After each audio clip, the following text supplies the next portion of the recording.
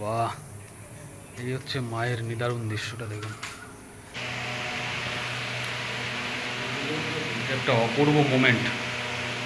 মায়ের থেকে গিয়ে চাবি নাও, যখন খাওয়াবেই একেবারে মুখে চুষে খাওয়াও। নিয়ম আইনে যেটা আছে সেটা করো। মাকে নিজে হাতে প্রসাদ খাইয়ে দিচ্ছে দেখুন।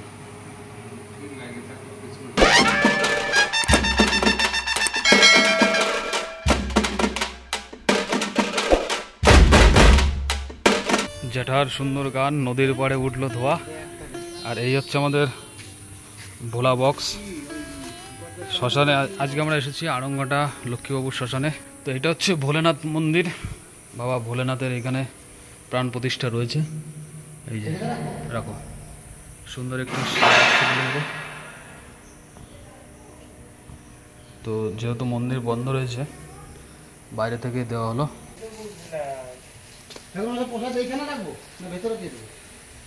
এক সেকেন্ড ধরো তো, তোমার বাড়ির দরজা বন্ধ, তোমাকে যদি কেউ খেতে দেয় তুমি খেতে পারবে? এই প্রশ্নের উত্তরটা আগে আমাকে দাও। একদম সঠিক।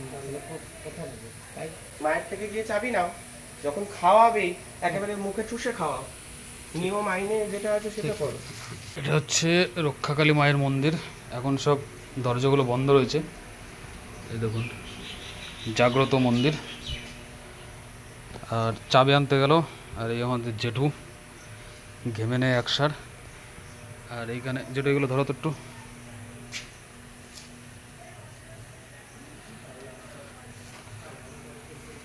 আর আড়ংঘাটা মহাশ্মশানে কিন্তু বর্তমানে 3টে চুল্লি। এই একটা চুল্লি, এটা পুরনো, ওই একটা চুল্লি, ওটা নতুন, আর ওইদিকে এগুলো পরে দেখাচ্ছি। এইখানে একটা বাইরে চুল্লি রয়েছে দেখুন, সুন্দর বসার জায়গা বটবৃক্ষর নিচে। এইখানটাতে দেখুন, এটা হচ্ছে যাত্রীদের বসার জন্য সুন্দর একটা জায়গা করা, একদম নিরিবিলি পরিবেশ। এই দেখুন এই একটা চুল্লি। বৃষ্টি বর্ষার সময় কিন্তু সবাই ঘরের মধ্যে দাহ করে, আর ম্যাক্সিমাম সময় কিন্তু এই বাইরে দাহ করে, কারণ বাইরে হাওয়ার এই ফ্লোতে কিন্তু আগুনটা ভালো জ্বলে।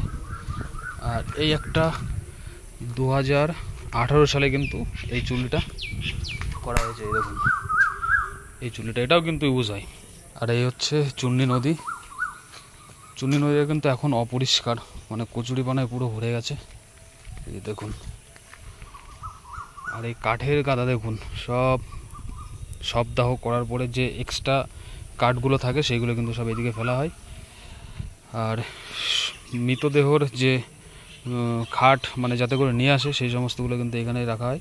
শবদাহ করার পরে যে অস্থি মানে যে লাস্ট যে ইয়েটা থাকে, ওইটা কিন্তু ওই দিক দিয়ে গিয়ে ওই হচ্ছে ঘাট, ওখান দিয়ে কিন্তু বাদবাকি যে ক্রিয়াগুলো আছে সেগুলো সম্পন্ন করে। বাদবাকি এইখানটাতে যে বাঁশগুলো দেখতে পাচ্ছেন, এই দেখুন এই বাঁশগুলো হচ্ছে আপনার যে লাস্ট অবশিষ্ট অংশটা থাকে সেইটা নিয়ে কিন্তু ওই বাঁশের মাথায় করে এর মধ্যে মাটির মধ্যে গেড়ে দেওয়া হয়।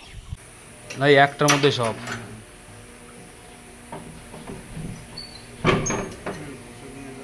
একটা দাও, খুলে একটু উৎসর্গ কর, তারপরে ভোলানাথের ওইটাও যাবো দিতে পারো। অল্প দিও, একটু ঘন্টা বাজিয়ে দিই। একদম জাগ্রত। আমরা কিন্তু সেই ছোটবেলায় আসতাম যখন পড়াশোনা করতাম না,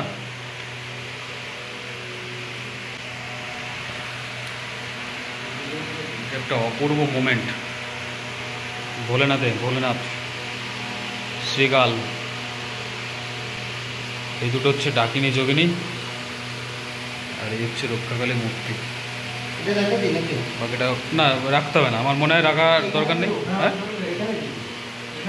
নিয়ে মানুষের ইয়ে করে দেবো, মাত্র দেওয়া হয়ে গেল, মানুষের দিয়ে দেবো। আর যেটা পুজো হয়ে গেল এটা আলাদা রাখিস।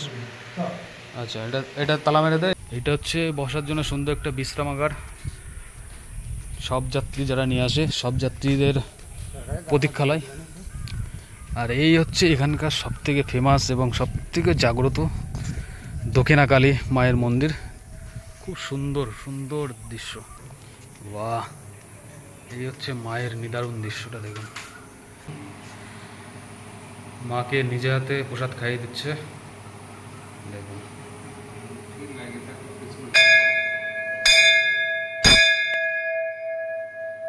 পূজা পার্বণ আমাদের সারা হলো। আর এই হচ্ছে সুন্দর একটি পরিষ্কার পরিচ্ছন্ন ঝা তকতকে মাঠ। দেখুন বাবাজিরা কি এখানে থাকেন নাকি? এই বট গাছটি দেখুন কত বড় সড়ো। আর এই দিকটাতে হচ্ছে সপ্তাহ যে কবরস্থ করা হয় সেই জায়গাটা। তো এইখানে দুই রকমভাবে কবরস্থ করা হয়, একটা হচ্ছে স্পেশাল, একটা হচ্ছে অর্ডিনারিভাবে। স্পেশাল হচ্ছে আপনি সমাধি যদি এরকম ইট দিয়ে গাঁথতে চান তাহলে কিন্তু পয়সাটা বেশি দিতে হবে, তার জন্য আপনাকে স্পেশাল জায়গা বুক করতে হবে। আর মোটামুটি এমনি মাটি দিয়ে দিলে কিন্তু ওই নিচের দিকে দেওয়া হবে। এই দেখুন এইটা হচ্ছে শুধুমাত্র মাটির কবর, এবং এইটাকে পরে এরকম সমাধি করা হবে, যার জন্য এই উপরে দেওয়া। আর যারা শুধুমাত্র কবরস্থ করেন তাদের কিন্তু এই নিচের দিকে জায়গা দেওয়া হয়, এই দিকটাতে। তো এটা হচ্ছে প্রপারলি কবরের জায়গা। আর এই যে একটা জায়গা, এই যে জায়গা দেখতে পাচ্ছেন, এরকম বেশ কিছু জায়গা রয়েছে, এখানে কিন্তু মাছ ধরে বড়শি দিয়ে। আর এই সাইডটা হচ্ছে করোনা কালে, যে প্যান্ডামিক কালে যে পেশেন্টগুলো আসতো, মৃত পেশেন্ট, তাদের কিন্তু এই দিকটাতে সপ্তাহ করা হতো। এই দেখুন এইখানে যাত্রীদের বসার জন্য একটা জায়গা করা। আর এই হচ্ছে পরপর 3টে চুল্লি করা। এই চুল্লিটা কিন্তু নতুন করা হয়েছিল শুধুমাত্র প্যান্ডামিক কালে করোনা রোগীদের স্পেশালি দাহ করার জন্য। এই 1, 2, 3টে একদম আউট অফ শ্মশান এরিয়া। ওই দিক থেকে এসে বেশ খানিকটা জায়গা ছাড়িয়ে এসে এইখানে